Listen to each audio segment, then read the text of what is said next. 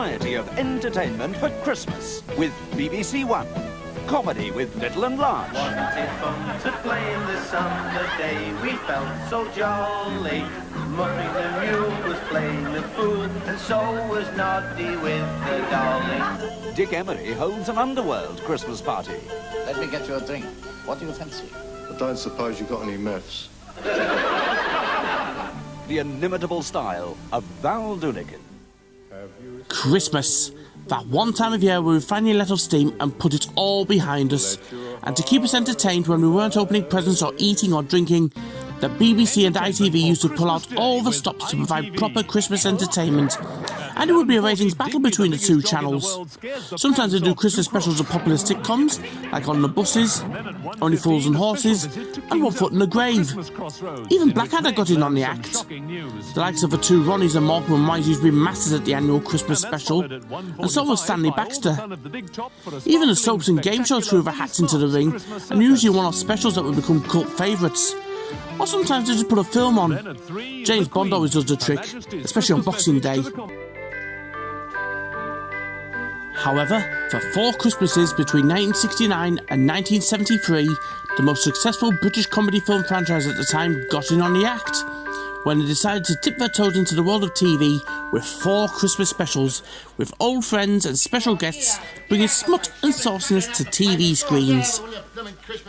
Here, Mr. Scrooge. How about a little something for Christmas, then? That's the best offer I've had today.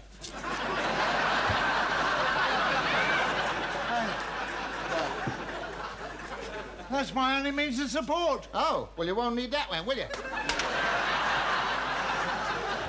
I'm a nasty bit of work, aren't I? Christmas. You can have it. What a waste of time. Everybody's stuffing themselves stupid, shoving up decorations. You'd think I'd find something better to do, like forging pension books or something. I'm going up to Kip till it's all over. Hear ye, hear ye, hear ye. Her Most Gracious Majesty Queen Victoria wishes all her loyal subjects a merry Yuletide. And here is a message from the burghers of London. Silly burgers. Pay your taxes by January the 1st. Stop complaining Hi, about congestion in I'm the Stuart streets, Kenny, give to the poor, and on this special and Christmas enjoy Nostalgic Thingummyjigger, yourself. we're going to look at Carry On Christmas.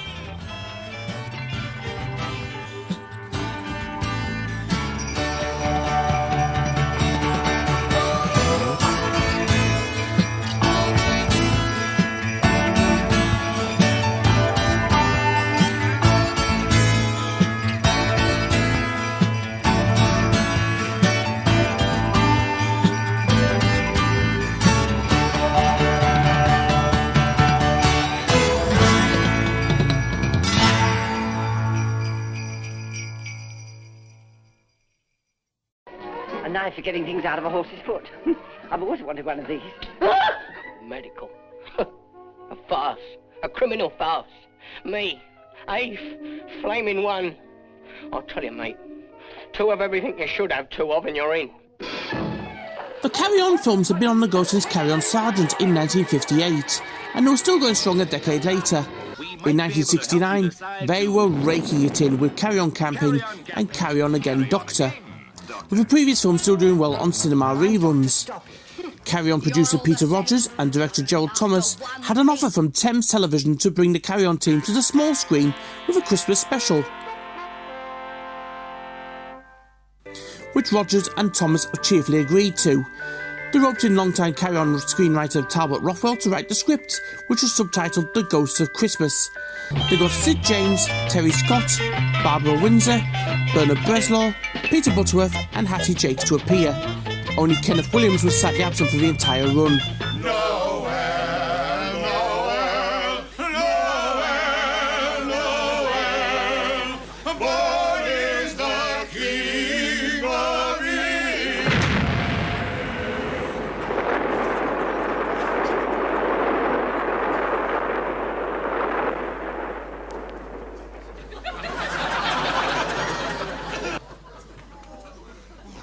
But for the first special at least, they roped in Frankie Howerd for a special guest appearance. Howerd had just made Carry On Up the Jungle with the team.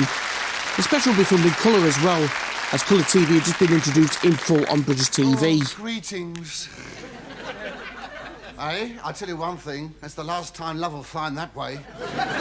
No, but what an entrance. What an entrance to give anybody. I could have hurt myself. Someone's left a flu brush up there. Who are you? Carry On Christmas has a Dickensian framing device from A Christmas Carol, with Sid James as Scrooge, and a traditional telling of Scrooge being visited by the three ghosts during the night. However, instead of showing Scrooge's past, present and future, it shows people Scrooge hasn't invested money in, like Dr. Frank N. Stein.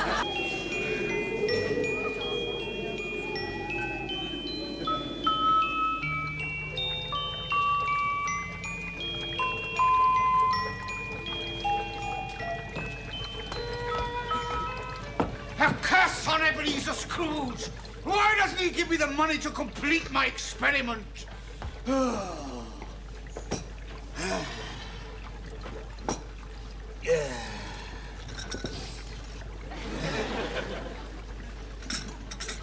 There must be an easier way to make a cup of tea.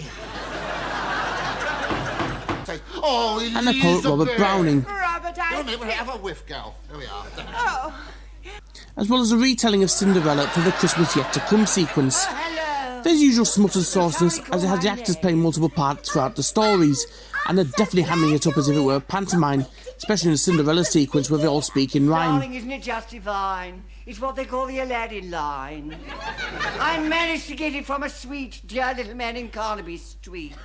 It's for this evening's celebration, my dear. I'll be the ball sensation. But you can tell they're having fun, and there's the usual carry-on tropes, like Sid James' lecherous Scrooge. Who are you? I am the spirit of Christmas present. Get away. It's the best Christmas present I ever had. I've been sent here to show you the errors of your ways and all that. Yeah, never mind my ways, just keep showing me all that. Solcy, be serious now. Ebenezer Scrooge, I cannot stay long here, so let's get down to business. A very good idea. No, give over. What do you think I am? No, don't answer that. No, you just sit and behave while I tell you all your faults. Yeah, well, hurry up, because I'm getting hot under the collar. Well, there's two things that stick out a mile. That's what's making me hot under the collar. Ebenezer Scrooge. Yes. You're mean. Yes. And you're wicked. Yes. All right now? And Frankie, Howerd and Charles Hawtrey hamming it up, but clearly having fun. But it gets away with such sauciness, as this is what we've come to expect from a carry-on team. You did the rubbing. I was all got up to go out pubbing. You see, I can do rhymes as well as you. Oh, yes. And what are you gaping at? Mind your lid. What are you? Well... What are you gaping at? Well, don't look now, but I think you have one larger than the other one. That's right, big mouth. Tell everyone he's the biggest mouth in Panto. Oh. Can't a fairy make a small boob now and then?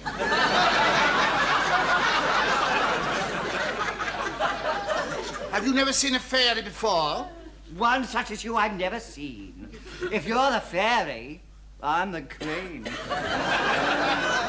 Yes, there's many a true word spoken in jest.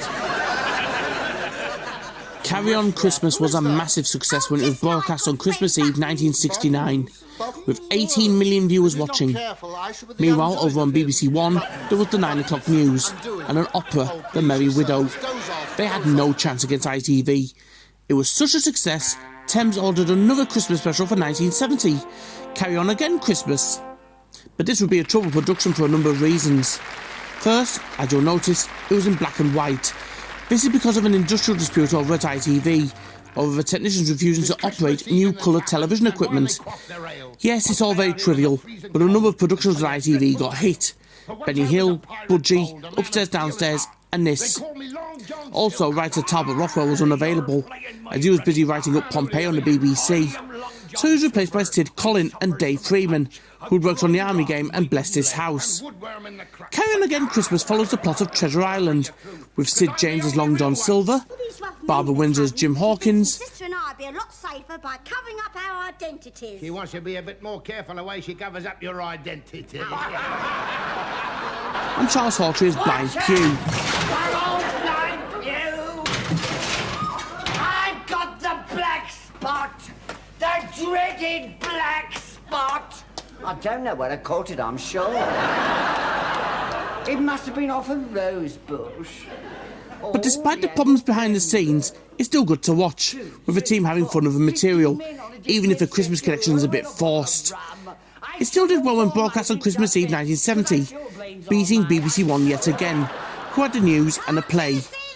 Carry On Christmas won again. It's a disgrace. There wasn't a Carry On special in 1971. Reasons are unknown, some say it's because Carry On at Your Convenience underperformed at the box office. But the more likely explanation is that Christmas Eve and Christmas Day fell on the weekend that year, which was the traditional stomping ground of London weekend television. But in 1972, Carry On Christmas returned, or Carry On Stuffing as it was subtitled.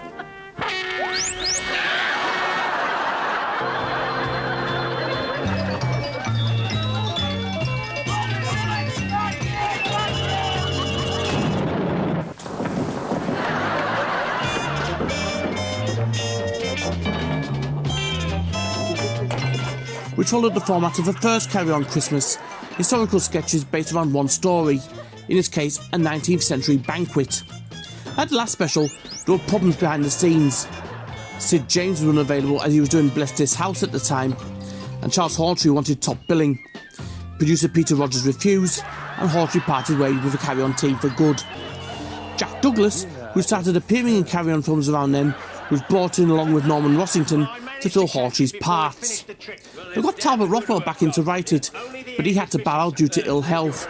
With the script only partially completed, Dave Freeman, who wrote the 1970 special, was roped in to complete it. There's the usual sketches and sauciness. One part was based around an abandoned subplot from Carry On Henry, but it wasn't as good as the first two, yet it still did well, beating the BBC once again. But the likes of Sid James and Charles Hawtrey are sadly missed, which was a sad sign of things to come from the Carry On films.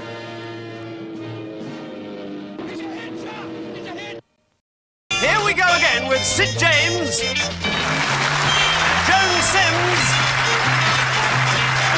Barbara Windsor, Kenneth Connor, Bernard Breslaw, Jack Douglas, and Peter Butterworth in Carry On Christmas. 1973 brought us the final Carry On Christmas, which saw Sid James return, this time as a Santa in the department store, again as a framing device for various stories to be told in between. And the regulars such as Barbara Windsor, Bernard Breslaw, Joan Sims and Kenneth Connor appeared. It has usual naughtiness and some genuinely funny sketches, like World War I sketch, which was originally the basis for a potential Carry On film, which sadly never got made, as writer Talbot Rockwell took ill again shortly after this, and he backed out of the Carry On films forever. The films went into a sad decline as a result, plus Thames chose not to make any more Christmas specials after this. But Peter Rogers and Joel Thomas didn't give up, and in 1975 the Carry On team returned to TV again with the series Carry On Laughing for ATV, which had one-off specials parodying famous stories, films and TV shows, featuring regulars from the Carry On films. Again, Kenneth Williams sat these ones out. Sid James only appeared in 4 episodes, and it will mark his final appearances in the Carry On franchise before his untimely death in 1976. Any future Carry On TV specials will be mostly clip shows of the films. They never ventured into TV again.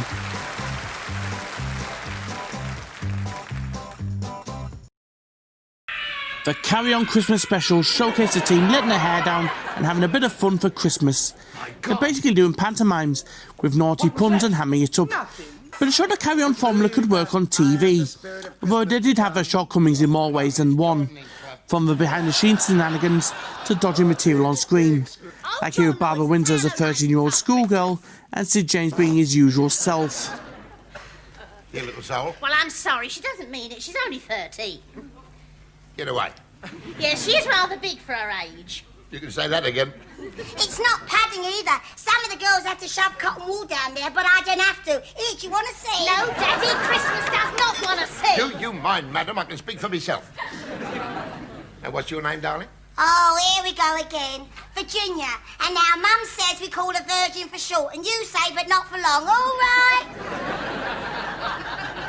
Bit forward for her age, isn't she? Yes, well, we had a French student staying with us. I think she got it from him. I wouldn't be surprised. Well, now then. What do you want to be when you grow up? 44, 22, 36. Well, you're certainly going in the right direction. I mean, what would you like to work? Yeah, this is completely unacceptable, but it's nothing worse than what some of the films got away with. Writer Talbot Rothwell and producer Peter Rogers had loads of potential ideas for carry-on films that never got made. These specials were a good way of making use of those ideas by working them into sketches for the Christmas specials. Some were better than others, but it showcased how talented the team were and what good sports they are. Plus, back then, TV companies made an effort to entertain viewers, roping in big stars who wanted to entertain people. Unlike now, where the BBC and ITV have made no effort at all. Oh, really? But they'll never take away the past and the good old days of proper entertainment and specials like these.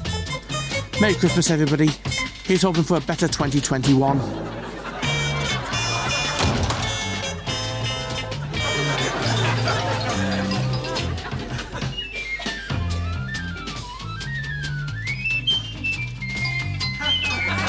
Thank you ever so much for watching. Be sure to subscribe and check out my other videos too. Also, I'm on Facebook and Twitter if you want to drop by and say hello. And I have a Patreon if you want to see me do specific subjects or if you want to donate. Bye bye for now.